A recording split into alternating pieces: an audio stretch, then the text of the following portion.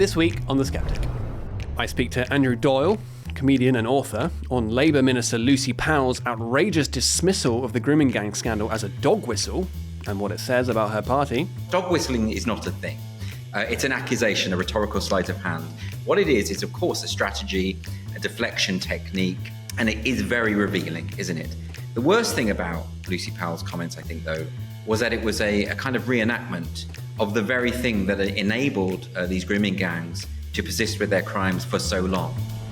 Andrew Orlowski, business columnist at the Telegraph, on how Labour's trade deal with India is selling out British workers, and why Reform is right to go after net zero through their newly controlled councils. It's really interesting. I mean, good luck to them. They will be able to wage a kind of guerrilla warfare through the planning departments, but the tools that are available to them are quite limited.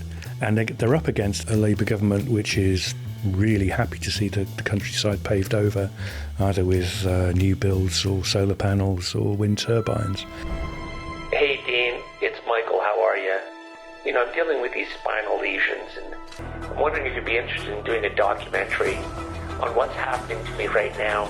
And for our premium subscribers, I speak to Dean Rainey, Canadian filmmaker, on his new documentary on the plight of a Canadian man who suffered a vaccine injury. The first neurological event or effect that he experienced was on his fourth shot. That's a second booster. Like 36 hours later, he started getting tingling feeling in his feet. He was getting disoriented. Long story short, Michael now is paralyzed in long-term care. Doctors would say off the record that we think this is connected to the vaccine, but they would not go on the record to say that.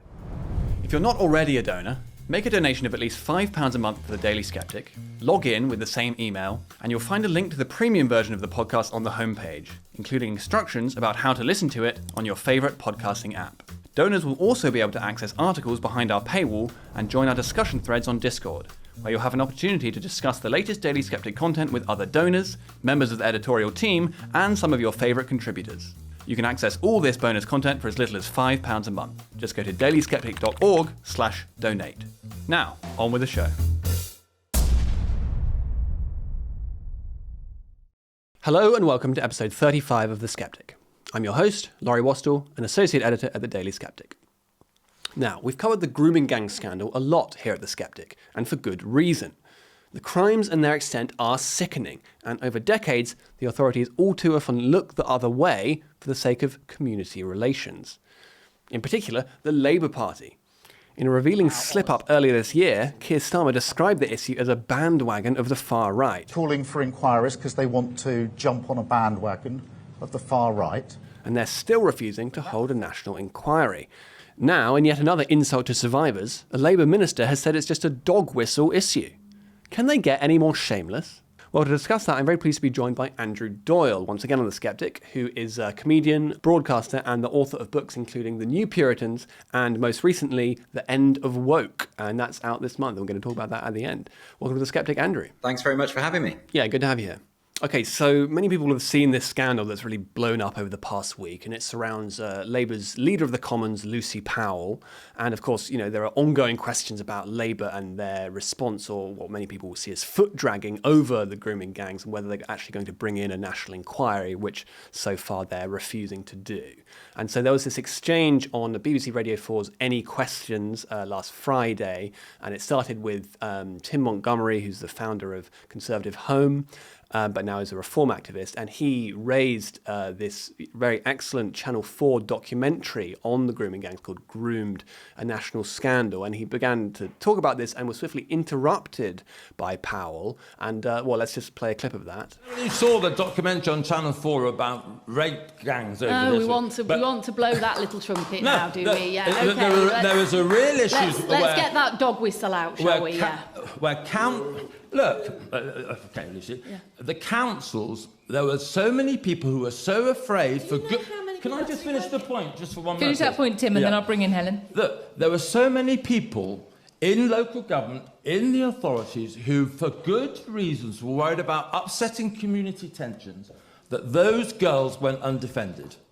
Now, there are good reasons for it, but no one has still been brought to justice for that. So you tell me, Lucy, that this isn't a culture in local government. It's just not true. Dear. Helen Morgan? So, Andrew, you've written about this exchange this week and what it reveals about Labour. But I suppose, just first of all, I mean, what was your initial reaction to hearing that? Well, I was surprised because although it is entirely in keeping with what Labour's position on the grooming gang seems to be, which is, in other words, to accuse anyone who raises concerns about it of being racist, effectively. I'm surprised that it was said out loud so brazenly in this way. I mean, there's a few things about that exchange that are quite striking. The first is that phrase dog whistle, which isn't a phrase which any serious politician should be using. It's the kind of, it effectively means you haven't said the thing that I wanted you to say so that I could criticize you, so I'm going to pretend that you were secretly trying to transmit this thing. It's a kind of amateur telepathy. It's the kind of thing that I think even sixth formers in debate club would learn pretty soon not to do, because they would be docked points for doing it. So why on earth an elected MP is indulging in that kind of twaddle is beyond me. So dog whistling is not a thing. It's an accusation, a rhetorical sleight of hand. There isn't a thing that people do to try and secretly signal to their followers. You know, that's not even when you're talking about something as grim as racism. Racists are pretty open about their racism, right? They don't go around sending secretly coded messages. So the whole idea of a dog whistle is nonsense. What it is of course a strategy, a deflection technique. It's very similar to when Keir Starmer, was it back in January, when at that press conference, when he said that any politician who was calling for a national inquiry was jumping on a bandwagon of the far right. And again, this spectre of, like dog whistling, the spectre of the far right is invoked as a kind of way to say, you know, we don't have to talk about these things. You can just shut up now. It's incredible, really, that they think they can get away with this and that people can't see through it, because everyone can see through it. Now, the fact that she did this on Any Questions on Radio 4, on a political discussion show. This is a show that she knows is going to be scrutinised. She knows that she has to speak carefully. She said subsequently that it was that she misspoke, that she didn't mean to come across quite as flippant as she did, you know, suggesting that Tim Montgomery's concerns for raped children is the same as playing a little trumpet or dog whistling to the far right, or whatever it was she was trying to intimate. She did apologise in a way, a sort of half apology. But I do understand that people misspeak, and I do understand that people say things in the heat of the moment that they later regret. We all do it. We're all human beings. Politicians are not robots. They do the same. But this doesn't mean we shouldn't scrutinise her words. As I say, a political discussion show, BBC, Radio 4. She's there to discuss the issues. She says this thing, and it is very revealing, isn't it? It is almost like a repeat of what Starmer said back in January. So there's clearly something within Labour, there's clearly something within the party where their view is that to even raise this concern, and it is a major national scandal, as we all know. I think they're more interested, or, you know, I don't want to do too much mind reading here, but it seems quite clear that they're more interested in promoting the myth that multiculturalism has been a complete unmitigated triumph, rather than addressing that it hasn't really worked. And there are all sorts of issues with multiculturalism that have left a lot of people vulnerable, and in this case, in danger. The worst thing about Lucy Powell's comments, I think, though, was that it was a kind of reenactment of the very thing that enabled these grooming gangs to persist with their crimes for so long, which is, as the report in 2022 by Professor Jay, pointed out, people were scared of being accused of racism. And that goes for police officers, that goes for figures of authority, social workers, you name it. No one wanted to be called racist. When Julie Bindel, who was the first journalist to cover the grooming gangs, when she tried to pitch the story to her editor, she was told explicitly, we can't do that because it'll make us sound racist. So this was the thing that prevented discussion from taking place. And as a result of that, many, many more young people were raped and tortured. And we're talking from the Jay report, over 1,400 victims. This is mass sexual abuse on a huge scale, right? So this is one of the biggest sex scandals of ever, as far as I can see, or the biggest scandals full stop for any country. So the idea that you would then persist with this allegation that anyone who wants to get to the bottom of what happened is a racist, that's just repeating the same mistakes that were made before, that were identified in the report, that enabled these crimes to continue for so long. So it is absolutely unconscionable. And I'm surprised she hasn't resigned, actually, because I think it's mind you, saying that, I think what Starmer said back in January should have been a cause for resignation, but we live in strange times. Yeah, and I mean, as you say, it doesn't really quite seem like a mistake, does it? Because, I mean, some people have said, oh, well, it's just the heat of the moment in a debate. But what this really illustrates is an attitude that Labour and other people in authority have taken for a long time to this issue, which is basically, don't look there, it's racist to think about this. And one thing that's very interesting about this is actually, if you look at Lucy Powell's own record, is that she has actually mentioned the grooming gangs in the past on one particular instance. And this is a tweet from 2013, shortly after she became MP for Manchester Central. And this was when one of the particularly despicable Oxford grooming gangs was convicted. And she was saying that the details emerging from that conviction were horrific and that it had a resonance with other cases that were near her patch in Manchester Central, these being in Rochdale and Rotherham and elsewhere. And then she actually called for a, quote, wider inquiry now. And so, I mean, it's hard to get your head around. I mean, I've actually been writing about this week, and it's sort of baffling because on the one hand, you have this completely understandable response to seeing that at the time. And then 12 years hence, you have actually, no, this isn't an issue at all. There's nothing to see here. Yeah, and the problem is, I suppose, you end up going down some very conspiratorial alleyways, don't you? You start thinking, have there been meetings at Labour HQ where they're saying to each other, look, let's just use these tactics to avoid dealing with the problem? And of course, I don't think there has been, and nor do I think that Lucy Powell and people of her kind don't care about child victims of sexual assault. I don't think that's what's going on here. I think it's that there's a certain kind of mindset which has particularly plagued the British left, which is the idea that we live in this irredeemably racist society, that we live in this country where the working class are one off-color word away from committing some kind of racial pogrom or something like that, and therefore they must always disguise some of the follies and some of the problems of multiculturalism, because if they don't, the risks are too great. I mean, we saw this with the Southport riots, of course. I mean, the draconian jail terms that were meted out to people for just posting offensive memes sometimes. And I'm not saying, by the way, that there weren't people who were sentenced for actual violent crimes, right? That was the case. But I'm talking about those people who are now in prison because of some rash tweet or something like that. The kind of excessive response to those kind of things comes from this mindset that we live in a racist country, an irredeemably racist country. And I think that has overwhelmed any kind of rational approach to these very, very sensitive issues. And I think Lucy Powell has just, I suppose, probably, with others of her party, got caught up in this delusion, even though we actually do live in one of the most tolerant countries that has ever existed. She's got it in her head that there's absolutely no way that we should go down this road of investigating what actually happened, because that will simply stir up and play into the hands of white nationalists. And to an extent, it does. I mean, you've had some pretty nasty elements on the far right talking about this for a long time, and being among the few that were.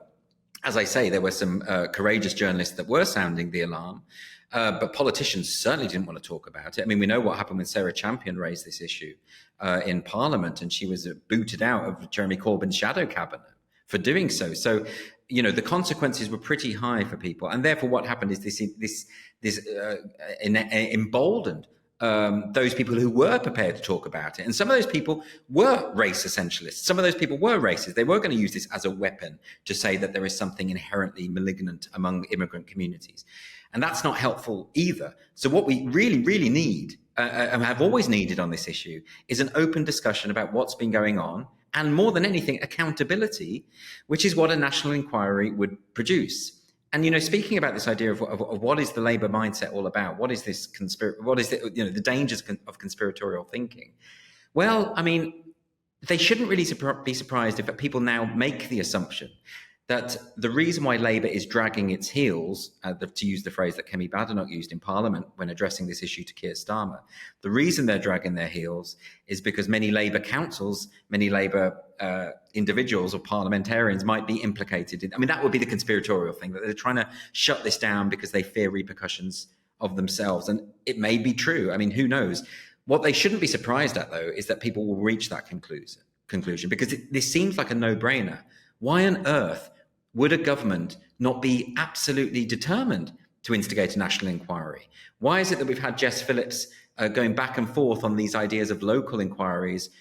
She's now saying, she said in Parliament last week, there's now going to be more than the 5 that they've promised of local inquiries. But as Kemi Badenoch has said, that these aren't people that are going to want to investigate themselves. You need a national inquiry. You need something far broader than that. Everyone's calling for it. It's one of those issues that is just so overwhelmingly popular. Most people will want to see an inquiry. Very few won't. And yet, the Labour Party is seemingly determined to fudge its way through this, try and hope that people just forget about it. What was it that Wes Streeting said the other day? We need to just move on. That's the phrase. He said, Lucy Powell said this thing, it was a mistake, now we move on. But a lot of us won't move on, and certainly not the victims of these sexual assaults and their families. They're not going to find it very easy to move on. For all sorts of reasons, the government should call for an inquiry, even if it was just as a matter of selfish political expediency and tactics. That should be enough for them to be champing at the bit for an inquiry. It looks dodgy. It looks self-serving. It looks like they're protecting themselves. As I say, I don't want to go down those conspiratorial routes. I don't know what an inquiry would find, but it certainly gives a terrible impression, particularly when you have the likes of Starmer and Powell making these pretty hideous allegations at those who are sounding the alarm and who are calling for an inquiry. It's astonishing that they're not doing it. It isn't something that I understand. I mean, we're talking about this. We have to speculate, don't we? Because there's a complete lack of transparency. We don't know.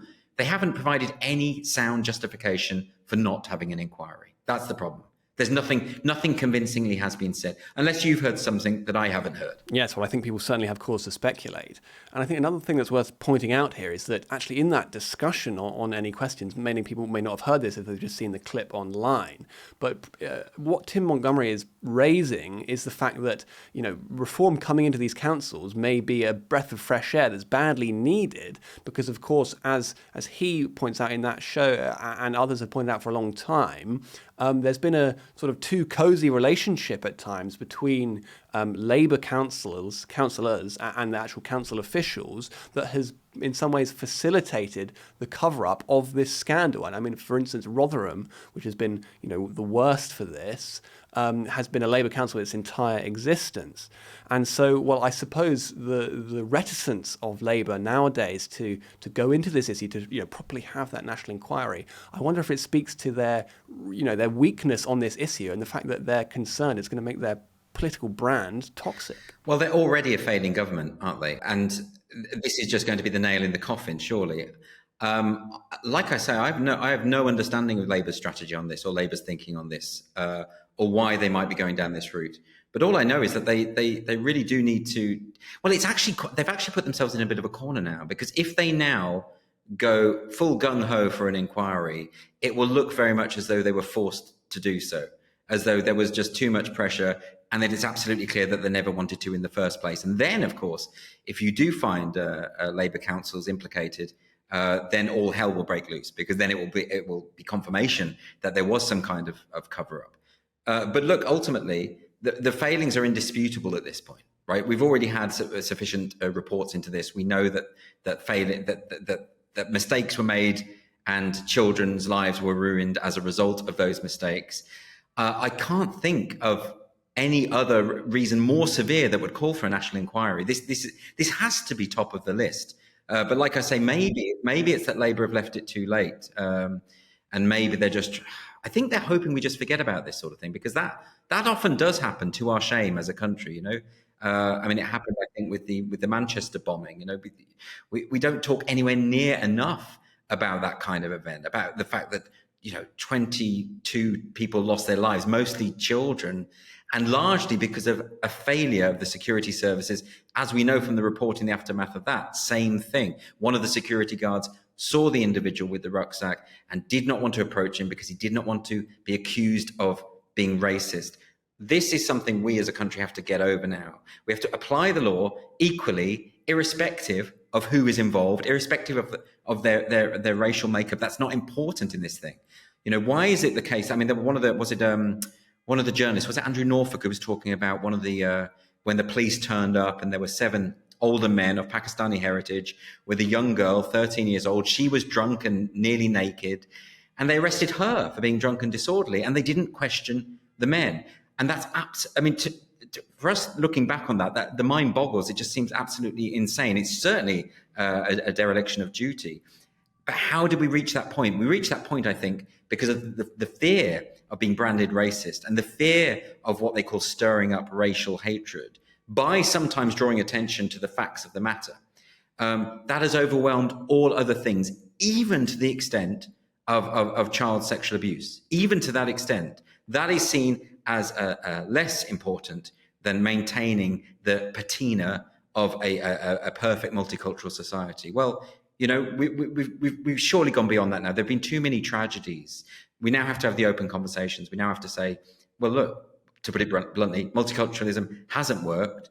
A lot of these crimes were racist in nature. These were people who were targeting girls because they were white, because they were Sikh, because they were not of their own community, right? So this is not something that can be ignored anymore. We just have to start treating everyone equally, irrespective of race or background.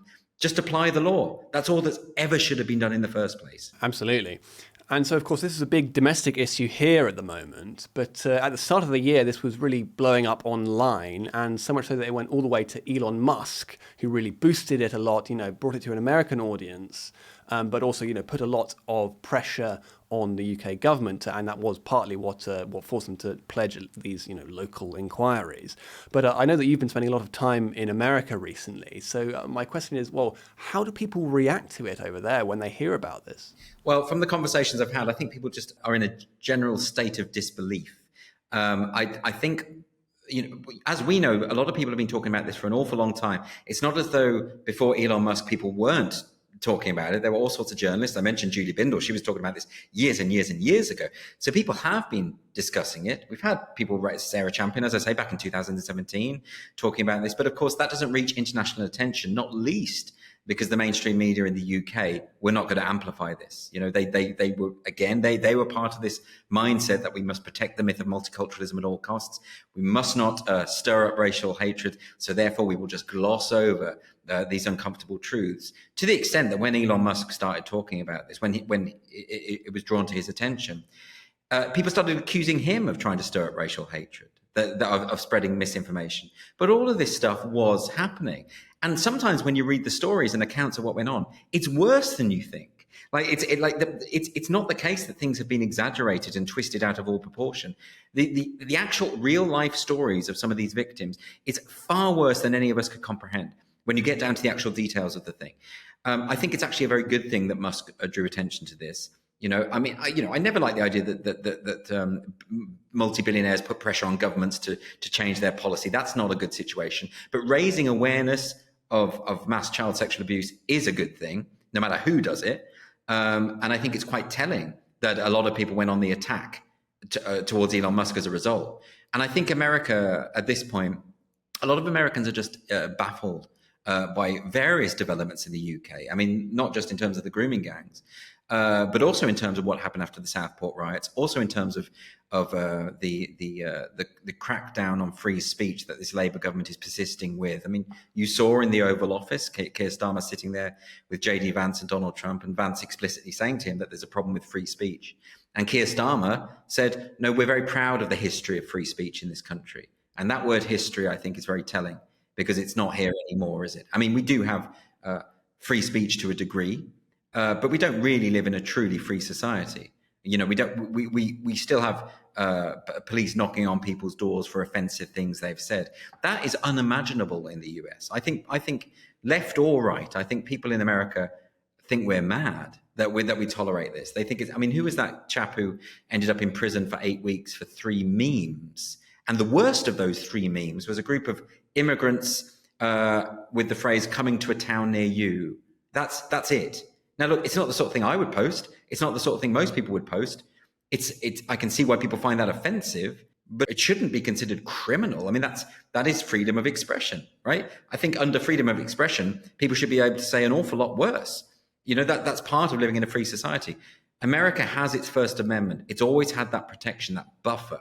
So even though you have members of the Democrat Party who would love the First Amendment to go away, we even heard John Kerry describing it as a major block to what he called disinformation, which is, of course, just someone challenging the narrative. We had Tim Walz basically saying that the First Amendment shouldn't cover hate speech. So there's all sorts of people within the Democratic Party who would love to do away with it. But ultimately, it's too ingrained. And therefore, America has a buffer that we don't have. With our uncodified constitution, we don't have that buffer. And so it's wide open for authoritarian governments, such as our present Labour government, to exploit that. And they are going to do it. And they're going to keep going, as far as I can see. And I suppose one example of that lack of free speech is a lack of artistic freedom. And one example of that is Graham Linehan, of course, who, for his strong stance on trans issues, which of course have been very much validated and vindicated in recent weeks with the Supreme Court ruling, but he's had to really give up his comedy and writing career. And in fact, he's, because of that, has now moved to America to pursue that better. And I know that you've actually been working with him a bit on that. And, well, I suppose, what does it say about how stifling our environment for artistic freedom is here that, one of our most peerless comedy writers felt he had to move to America to pursue his career? It's amazing, isn't it? Yeah, I mean, I've been working with Graham on a new sitcom, and, we're working with Rob Schneider and another producer, Martin Gourlay, in America. And hopefully that's why my intention is to move there so that we can work there full time on this. And it is incredible that Graham, of all people, who is, as you know, one of the most renowned comedy writers, he has multiple BAFTAs to his name. You go back 8-10 years, no one in the industry would have denied that he was, the top dog, right? So he's a really key figure in this. And yet he hasn't been able to work for 6 years. And why hasn't he been able to work? For saying things which are utterly uncontroversial, for saying that men and women are different, and that those biological sex differences matter when it comes to the preservation of women's rights, and that nobody has ever changed sex. All of these are uncontroversial points of view. He's also expressed concern about what happens with the transitioning of children, which disproportionately harms young kids who are just going to grow up to be gay, right? So basically gender non-conforming kids being fixed through medical intervention. This is very backwards, this kind of idea that you fix people who are not aligned with gendered stereotypes, and that you effectively heterosexualize them through transitional surgery. That's what they do in Iran. And that's also what the NHS were doing at the Tavistock, right? So this is very, very regressive. And Graham was talking about this very early on, and he paid a price.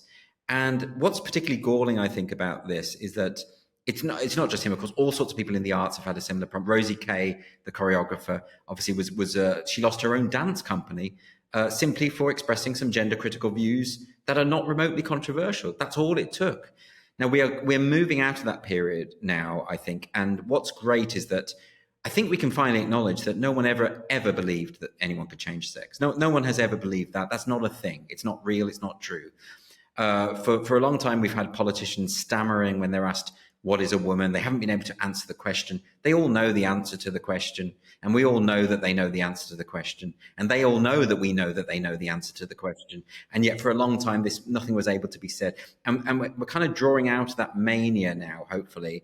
And it will mean that people like Graham will be able to work again. I mean, certainly if I have anything to do with it, he'll be working again. He'll be writing comedy again and going back to what he does so brilliantly. It is bizarre, isn't it, that we ever got into that position. I mean, I think one of the difficulties is that Graham was one of the first, I suppose, within the industry, especially to be talking about these things. And that meant he was attacked and singled out as a pariah, even though what will happen, of course, is over the next couple of years is everyone will come around to that point of view, because he was right, ultimately, and he was right all along. And, the people who failed to stand up for him, his former colleagues and his former writing partners and that kind of thing, they'll eventually admit that he was right all along, but that relationship has been severed. And, thankfully, in America, I think we'll have more opportunities for him to write again. I think the arts industry, the television industry here, the BBC, very much still captured by this ideology. It's going to take them a lot longer to crawl out of that hole. But in America, there are those opportunities. But I just think Graham is a living example of cancel culture. And as we know, a lot of the practitioners of cancel culture keep saying that it doesn't exist while they're busy cancelling people. So people like Graham are very inconvenient for them, because people like Graham, as I say, are living proof that it does exist. No one with any sensible head on their shoulders would ever say that it makes any sense that one of the leading comedy writers in the country, or in the world, in fact, isn't able to work within the industry. But he is again now. So hopefully we are edging back to normality. And so the ideology that Graham in particular has been battling with is gender ideology, but that of course is more broadly a part of woke. And of course you're a real chronicler of woke and the culture war, and in fact, your previous book, The New Puritans, was very much about that. But your latest book is titled The End of Woke: How the Culture War Went Too Far and What to Expect from the Counter-Revolution, and that's out this month. Tell us a bit about what you're arguing there. Well, yeah, I mean, when I wrote The New Puritans, which is now 3 years old, that came out in 2022. And in that, I was sort of describing and chronicling the development of woke, what woke is, where it came from, its background in the universities, and the kind of havoc it wreaked within society. And I almost thought that I wouldn't have to write about this again. But of course, the culture war has shifted so rapidly and in such unexpected ways that it now takes another book, because things have completely changed. What we're seeing is woke dying in some cases, very, very rapidly and very quickly. I mean, you've got things like the Supreme Court ruling, that biological sex is a thing, and that's the case in law. That's a really important thing. You've had the Cass Review, which has just completely blown apart this idea of gender affirming care. You've had the discrediting of Black Lives Matter and its movement. You've had obviously what's happened in Israel, and we've seen, of course, the open anti-Semitism that is baked deep within the woke movement. That's now all come to the fore. And you've got this very interesting new development in the culture war, where you have this sort of America versus Europe when it comes to the free speech aspect of wokeness, because, of course, wokeness is very much about censorship in order to achieve its goals. And that's not something that the Trump administration is in favor of. So the culture war is now sort of progressing into a new phase. I think woke as we knew it is dying. It'll die very, very quickly in some areas. In others, it will take longer. Areas like the theatre, like comedy, particularly in the UK, it will take longer for that to die, but it will die off. And the question then becomes, what happens next? And I'm not trying to be a prophet or trying to sort of guess what the future will hold. I'm looking back at the trajectory of the culture war and trying to identify what we know for certain. And what we do know for certain, even if you look at the arc of history, is that authoritarianism emerges in one form or another all the time. It's not something that you can suppress. It's something you have to continually fight against in each successive generation. And whether it comes from the right or the left, it will inevitably emerge. Now, at the moment, we're living through a culture war in which it has emerged from people who identify as being on the left, the woke. This has been the predominant authoritarian movement over the past 15 years. We're now seeing an anti-woke backlash that is mimicking a lot of the qualities of the woke, insofar as there's an obsession with group identity. There's an obsession particularly with grievances on the basis of group identity. There's a push for further censorship or crackdown on peaceful protest for the woke and their allies. So you're having this incredible kind of pushback. There's this general disdain for Western culture, which is now coming from the woke and the anti-woke alike. You even have people on the far right effectively intimating that it would have been better if Hitler had won the Second World War. So you've got all of this sort of stuff going on. And that's what this book, The End of Woke, is trying to chronicle. I'm trying to talk us through and guide us through these latest developments and what that does, what kind of stage that sets for what's coming next. We don't know quite how that will manifest, but what we do know for sure is that it will be a form of authoritarianism. And whether that is the woke movement mutating and rising again in some other form, maybe through Alexandria Ocasio-Cortez in America, who knows, whether it's coming from the right, whether the right take things too far, whether the Trump administration starts going down the road of further authoritarianism, which matches that of the woke. I mean, all of these possibilities are there. And I think the way that we can prepare ourselves for it, which is what I'm trying to do in the book, is to identify how authoritarianism works, how we can look out for the signs of it, and how we can ultimately defend ourselves against it when it will inevitably emerge. And that's really what I'm trying to address there. Indeed. Well, it'll be very interesting to watch that unfold. And we'll make sure to put a link in the description so people can get their hands on that book. Andrew Doyle, thank you very much for coming on The Sceptic. Thanks very much. Now, what's going on in the world of technology? Well, I'm very pleased to have in the studio here to discuss that question with me today, Andrew Orlowski, who is business columnist at the Telegraph and a freelance writer for publications including The Critic, Unheard and Spiked. Welcome to The Sceptic, Andrew. Thanks for having me on again, Laurie. It's great to be here. Yeah, good to have you here in the studio. Okay, so there's a lot of things to discuss today and to get into, but the big news yesterday, coming in the wake, sort of strangely, of their drubbing in the council elections, is Labour's announcement of this trade deal with India.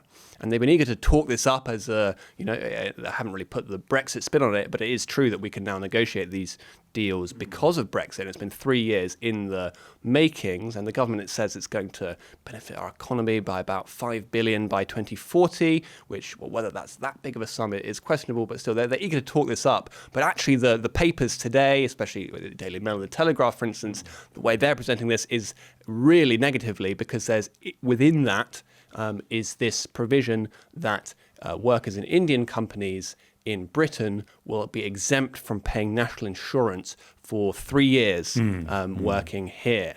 And so, what have you made of the trade deal in general? And I suppose that part in particular has been a bit of a sting in the tail for Labour, who've thought it would actually be a bit of a coup for them. I think in any other era, a trade deal with India wouldn't have been that controversial, but it's hugely unpopular with the visa and immigration and tax benefits that have been attached to it that accrue to India and not particularly to England, to Britain. And that's a measure really of how far the social contract has been broken by mass immigration. People worry about the consequences to them, not the aggregate benefits to trade.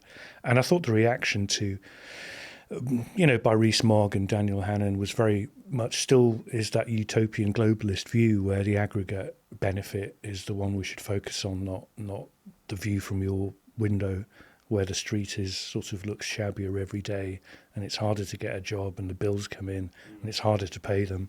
And just to be clear, I mean, so these are the free market sort of Brexiteers who see this as their legacy of Brexit. But I mean, I don't blame them for them. This should be a benefit of Brexit, and I think without the volume of mass immigration, it would have been a benefit. I'm in a difficult position with markets and trade, so I spend all week talking to people in business and people who make and invent stuff, who have the reality of a market which is brutal. What is the dominant player doing to me this week? How can I ally with the suppliers to change the dynamics of the market?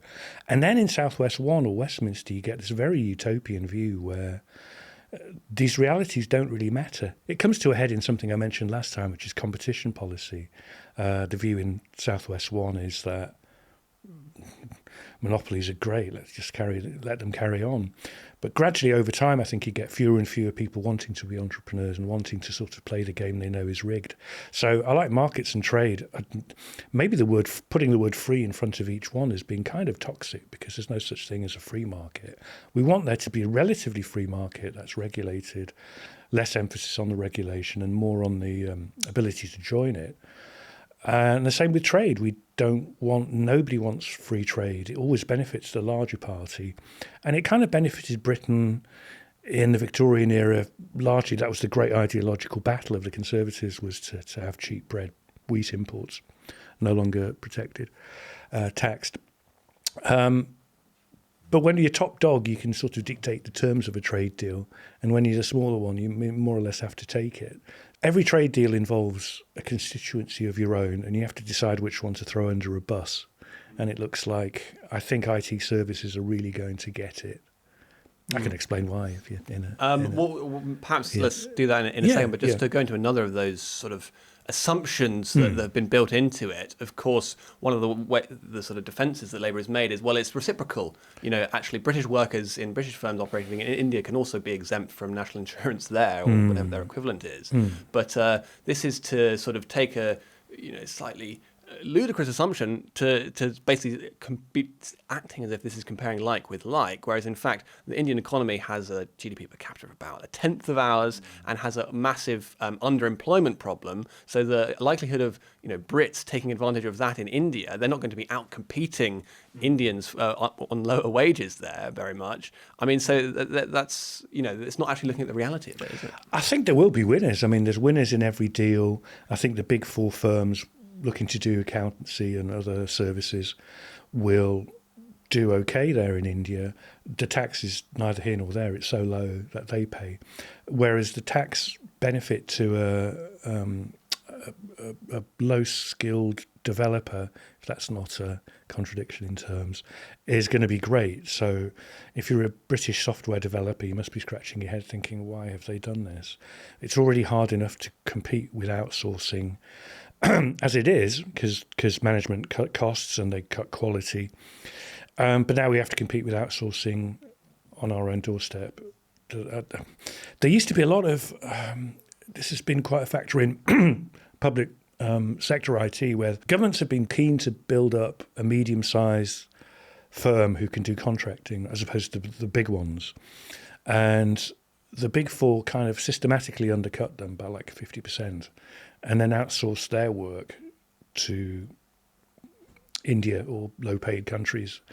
So now there are very few bidding for government contracts, and then the prices will go up again. So I think that particular tier is one to watch, and their reaction for the deal, if they can do anything about it.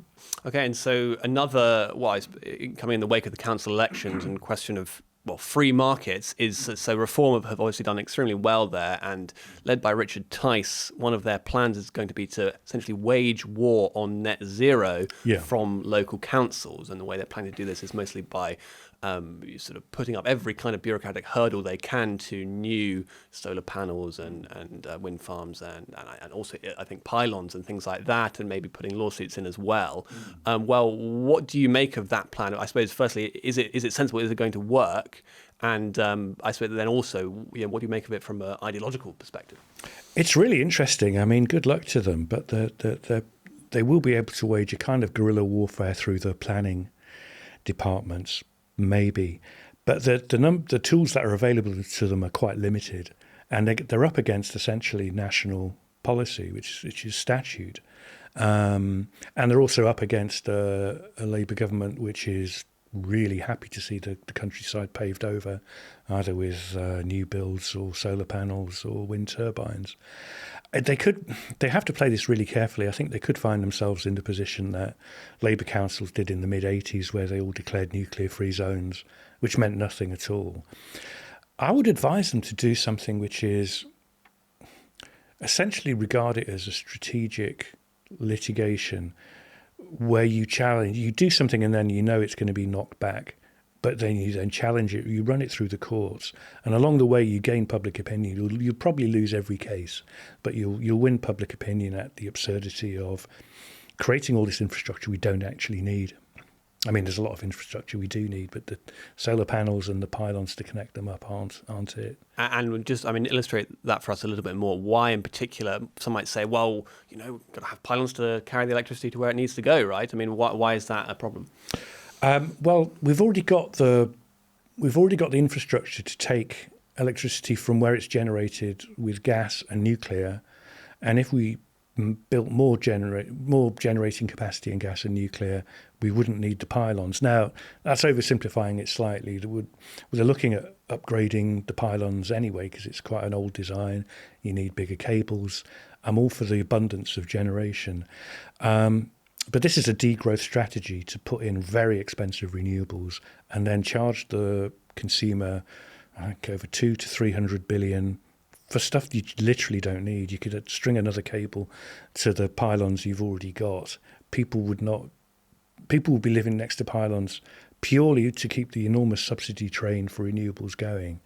And that's from any metric, aesthetic, economic, that's an appalling decision. Because it's interesting though, because net zero is generally pretty unpopular on the right, but still Richard Tice and Reform generally have come in for some criticism with this plan from some on the right who is saying, well, you're sort of blocking development here, and you're being anti-growth would be the phrase that might be used. Well, what do you make of that criticism? Is it right, or is it, I think it shows the kind of the paucity of thinking you get with think tank SW1 people now. It's just shocking quality analysis. The pylons aren't needed. You're charging the country 200 billion, HS2 several times over for something we don't need. There's infrastructure we do need, and some of it can pay benefits from. If we scrap renewables, we'll have more money to invest in cheaper generation capacity and in infrastructure upgrades. I'll give you one example. The Earth had a really lucky escape about 13 years ago. There was an enormous discharge of particles from the sun, which would have effectively ended civilization. It just happened to spew out at the moment that we were in another part of the solar system. We were facing the wrong way. We didn't get it. But there's an estimate by the US that would destroy within a year 92%. It would kill 92% of the population because electronic devices stop working, generators stop working. We just don't have the resilience to it. Now, the resilience to that involves building a metal cage around a generator or a substation. It can be done really cheaply. So there are lots of kind of things we can do to make ourselves more resilient, to make ourselves better off. But building pylons to medieval technology that we don't need is not one of them. There's a lot of groupthink and a lot of kind of just lack of deep analysis reflected in that criticism of Tice. Tice may get a lot of things wrong, but he's completely right. We don't need this. And does this reflect a broader tendency, do you think, of sort of, let's say, a tendency to worship progress for progress's sake, perhaps, or to sort of think that any kind of growth, if you can label it as that, is a good thing? I mean, I know you've been very critical of this tendency. I mean, tell us a bit more about that. Yeah, very much so. I mean, that started off as a sort of a joke, but where shall I start with this? There's been the largest influx of money into British politics has come in the last few years from some really strange sources. Now, finding out who they are and following the money, it doesn't really account for how odd this is.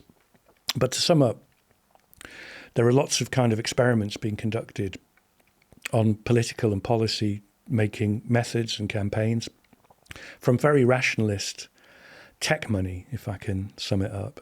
A lot comes from effective altruist aligned people. In fact, most of it comes from EA-aligned people, which is a very amorphous and slippery thing to describe because even effective altruists don't call themselves aligned anymore. It's a very strange cult. It does a lot of recruiting on campuses.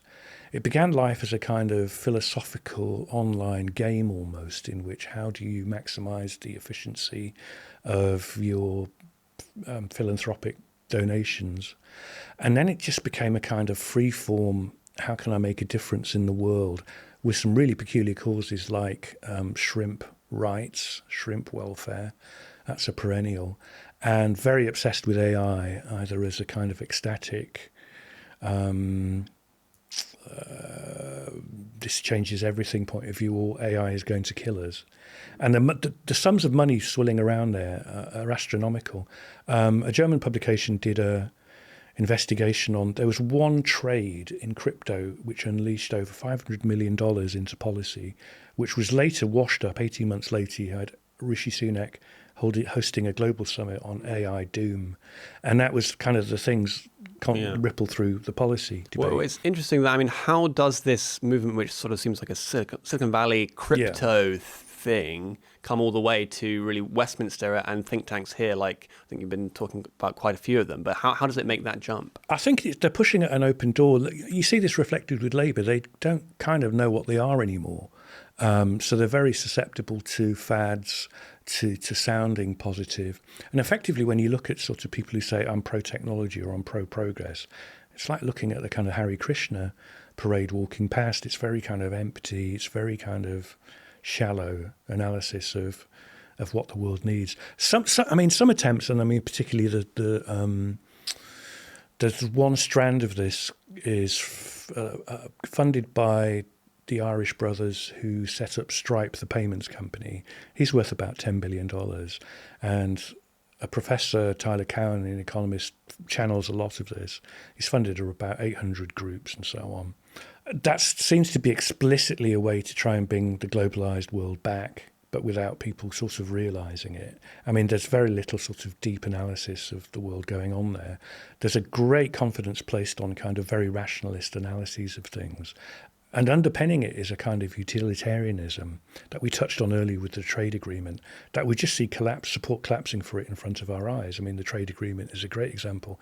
Nobody really matters if GDP is 0.2% higher in 2040 or whatever the number is. I think you might have mentioned it earlier. if, they've got 2 degrees and they can't get a job, and they're being pushed on kind of pushed economically, and the environment is being degraded. So I don't think globalization is going to come back in a hurry. But if I think, as we discussed in our previous conversation as well, there are certain kind of brainworms that do start to influence the British policy-making classes. But still, they're not wrong in sort of looking at the British state and thinking, well, lots of parts of this is sclerotic, lots of its ideas are quite terrible. And, well, I mean, so surely, in some sense, this kind of ambition, maybe you might say it's a bit misplaced here, but that wouldn't go amiss, would it? Up to a point. I mean, you still need a functioning state, and very little thought is being attached to what it should do and what it could do. I mean, this is a problem when what's the phrase? When the only tool you've got is a hammer, everything looks like a nail. There's a lot more to a functioning state than simply slashing away a few regulations, although we all have great long lists of what we'd love to get rid of. Maybe the state isn't as dysfunctional if 1 or 2 of the distortions, for example, cultural policy via the Human Rights Act or net zero, are removed. It may actually...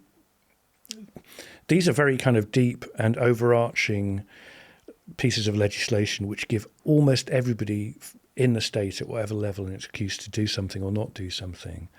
I mean, I wouldn't even say how effective the state is until we've sort of removed some of those.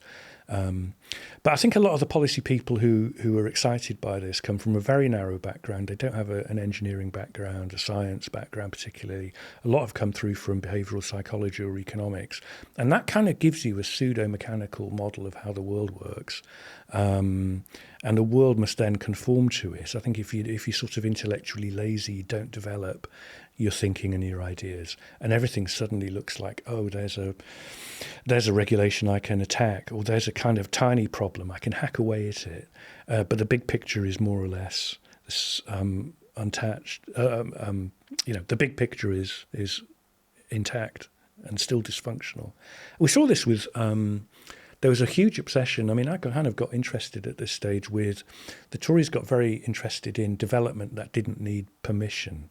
So this campaign called Street Votes came along. So they tried to liberalise planning, and the Shires kind of pushed back very violently. So the Genric was pushing this, and then it stopped. So then they kind of looked for hacks and tweaks that might work around it.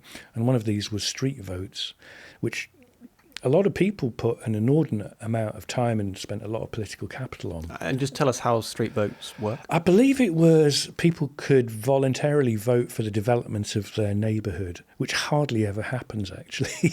It might happen in a kind of an urban area that a younger policy wonk lives in. You might put an extra roof.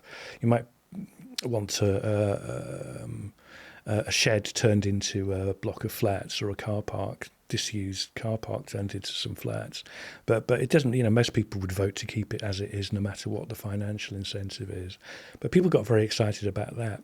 In the meantime, leasehold reform desperately, which I think there's 6 or 8 million people, are in a lease situation, which is kind of a coercive, unfair situation. That's one example that desperately needs popular support and policy support. They didn't care about that. It was unfashionable. It wasn't their idea. And another thing that could really help the housing market is, old people are rattling around in a house. The children have gone to university and got jobs. They want to downsize. And yet the capital gains tax is really punitive now. The housing ladder has disappeared. And now you'd think an economist would understand liquidity, and the market needs people moving up and down. But again, that's not been a political focus. There's a huge opportunity cost to focusing on something trivial and stupid, whereas something far more important needs attention. And I suppose that, just to remark on it, the thing about the street votes is, yes, I mean, you could change the way that the votes are done, but if the underlying democratic will is not there, then it's not really going to affect it, right? Yeah, it was never clear. I mean, it's actually part of the statute book now, but it was defanged so thoroughly that it kind of doesn't mean anything. But it's one of those ideas that's kind of interesting. Nobody really objected to it because how can you? But it should have been, after 2 hours in the pub, it should have been just gone. Yeah, this will be like 19th on our list of things we should be able to do. It shouldn't be. It's absurd that it became the main one. So I became really kind of interested in how the sociological factor of how did this get so far and absorb so much time and attention when it was obviously a pretty duff idea. Give me one law. I mean, a lot of the problems that are talked about the British state is over-regulation and things like this. Just one particular law that you would repeal and why. For me, it's pretty clear that when we passed the 2008 Climate Change Act, that there was no part of life that was going to be potentially untouched by regulation, whether it's the diet, how we associate, how we move around, how we heat our homes. The Climate Change Act has left almost nothing untouched. Now, that just coincided with, I think, coincidentally, a push by, it was almost like the settlement, Blair Brown settlement after deindustrialisation was to create lots of middle-class jobs. And the middle class are very good with their sharp elbows at creating these opportunities for themselves. So the state expanded, not solely because of net zero or health legislation and related things like that, DEI, HR, but there has been it now interferes. It's kind of an overarching, totalizing thing. I mean, this is an incredible invention to come up with a metric where all human activity is kind of measured, like a sin metric, if you like. You have done this today, that's terrible. You've flown somewhere nice and warm to Spain, that counts against you. I mean, almost, you've eaten meat, that counts against you. I mean, it's almost surreal that they've created this metric by which all parts of life can be regulated. I'd just love to see an experiment in which it's going to be very difficult to repeal. I mean, if you try not having that for a year, I think a lot of the other regulations would seem either sensible or trivial. I mean, good luck to reform. It kind of finds itself in a position where it now has to make a difference.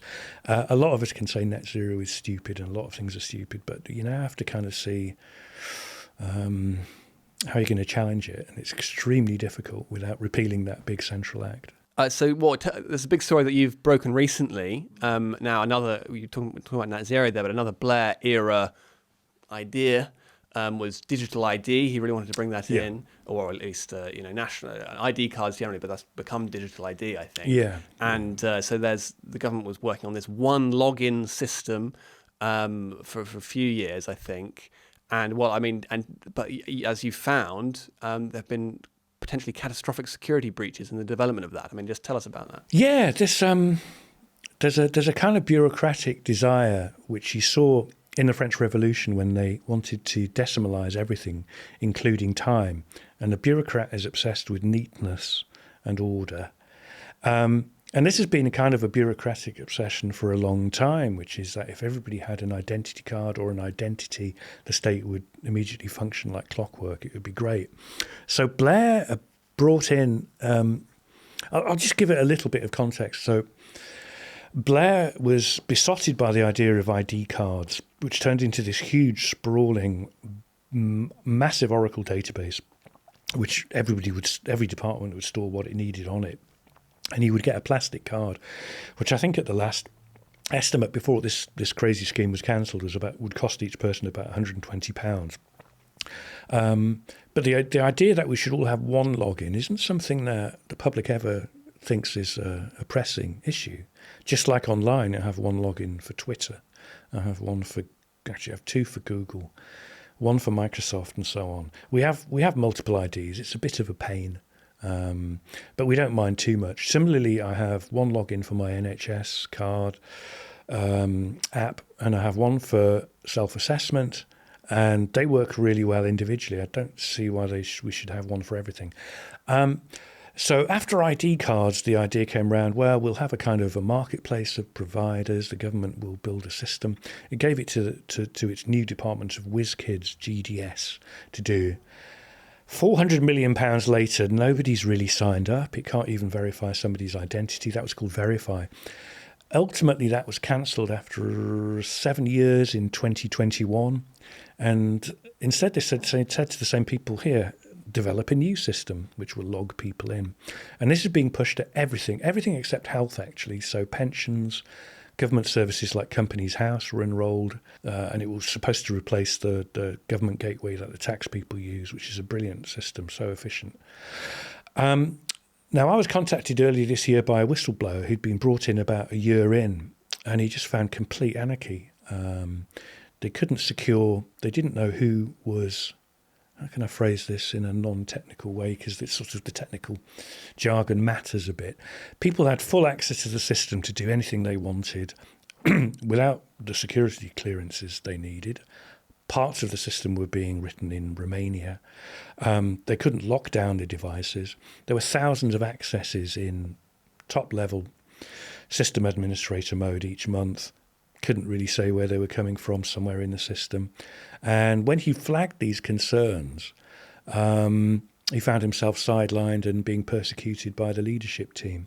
Now, the leadership team has promised ministers that everything is going great and that every government department is going to use it. It's hired a PR agency to get other government departments to sign up. About 3 million people are using the system at the moment. I think it's a big concern that ministers aren't being told the truth about the current state of it, which I gather is not much better. And you have to ask, what is this for? Public services need the public's trust. And right now, nobody can trust one login based on what we know, what we've disclosed, and the comments made to ministers. And I mean, how that's just, I suppose, could be parceled off as just one problem with one IT system. But what does that say about the, Whitehall in general, I suppose? Well, I mean, I probably wouldn't have got involved if it was one IT system, but this is a piece of critical national infrastructure that pretty much everybody is going to be forced to use. Not just that, but they're also pushing it at the private sector. They've already demonstrated it as age verification in bars and clubs, and they want banks to use it, so you'll be able to whip out your government digital ID and get a loan. Right now, you can use it to set up a company. What if that's a fake ID? Is the person who's setting up the company at Companies House flashing this ID really the person behind it? You can take custody of a child. You can do all these things already using this ID, which we have good questions about whether it's secure or not. Now, government services are under attack from foreign actors, from state-level actors all the time. One GCHQ source compared it to the Horizon system, where people are making live changes to the system and the sub-postmasters would see things change in front of them. I think it needs a complete lockdown. It needs completely independent verification, which is not getting at the moment, just to see what the risks are. But I suspect that Labour has pinned so much of its prestige on government digital services that it doesn't want to hear what the bad news is. I think we have a chance to nip something like Horizon in the bud, but the government isn't interested in doing it, unfortunately. Okay, and so before we spoke about AI a lot, and of course that has progressed to some extent, but it's not been quite as transformative as has been suggested. And really, you were have been a major critic of that, and saying that it's kind of been a bit of a bubble. And so, if that was the previous bubble, perhaps, what is the next one that you see on the horizon that people are sort of getting overhyped about? It's a great question. I just think the AI stuff has one or two cycles to play out before reality kind of interludes. And that reality, since we've last spoke, I think DeepSeek has been... The Chinese have now created models which run on a fraction of the cost of the huge American models, which means it can kind of run in your Apple AirPod, doing whatever AI things it needs to do. But that takes away the economic case for building huge data centers and for charging people a premium. It's almost like I've compared it to the spell checker. Like, nobody flies a Learjet who was selling spell checkers in the 1980s. They were a useful product. We all use them maybe 6 or 8 times a day on every web form or whatever we're typing into, but there's no kind of big market there. It's just a ubiquitous technology. I don't actually see what's happening after AI, because it's going to take a lot of people, it's going to take a lot of reputations down, a lot of capital is being incinerated on it. I'm glad that everything era is over. I think one one of your readers mentioned that is this era of low interest rates where we had loads of absurd things like lab-grown meat and battery-powered vertical takeoff taxis. That's kind of over now. I'm almost nostalgic for it, actually. Well, yes, gave you something to write about, I think. Okay, and so, yeah, you've been critical of sort of overhyped movements like AI and to some extent, the overhyped dreams of certain policy-making sets. Are there any commentators, politicians, I suppose people in public life in general who you think are doing a fantastic job right now? I'm going to upset people by not mentioning them, and there's a huge list of people I should mention but won't. But I'll pick a few out because it's such a contrast with the effective altruist, neo-rationalist, kind of very narrow, almost like Hare Krishna people who are like, I'm for technology, I'm for progress. And that's the kind of writing coming out by people mostly under 30, many are non, from, say, Jacques Hughes. Now you have Jay Sorrell who's written for The Sceptic. I think the depth of the analysis, it's got sociology in it, it's got parapolitics, which the left used to be very interested in, which is the kind of deep tectonic alliances between, say, business and the state that formulate policy in ways we can't always see. Peter Dale Scott was the figure behind parapolitics, and he's still alive. They kind of do all that and get all that, and it's such a contrast between that and, this kind of the Hare Krishna people who are just saying, I'm an optimist, join me, and it's like, okay, what have you got? Well, we can't really say. Yeah, and I suppose on that, solar panels, maybe AI.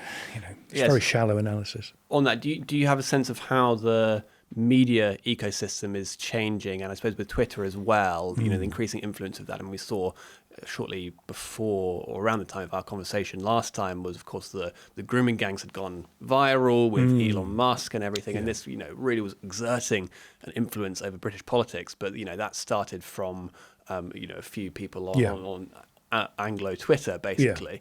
But how has that?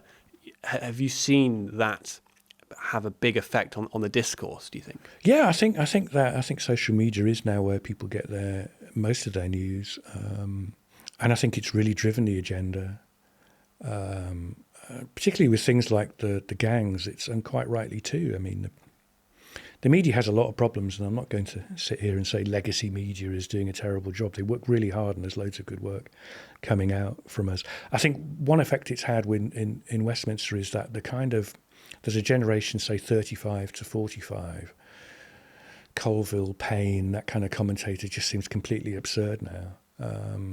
What do they do? If they've got any claim, it's for that 14-year responsibility for that 14-year period where very little was done. The blob just grew and grew. They gave us net zero and the Boris wave. Why are we supposed to look to those people for solutions? I think there's a lot of energy and just a lot more intelligence on the anon, the anon substacks, really. I find it really interesting and quite refreshing. You don't have to agree with it, but I think if you take something like the analysis of Starmer as somebody who always did the state's dirty work for it, that's a kind of parapolitical analysis, or two fantastic essays. There's actually three. The Posh Turn, which is a brilliant analysis of taste and very ambitious writing, actually, taste and how it kind of paralysed the political responses to something like populism. It's as good as anything you'll read. Okay, and so finally, what is the biggest threat facing Britain today? We're not a serious people.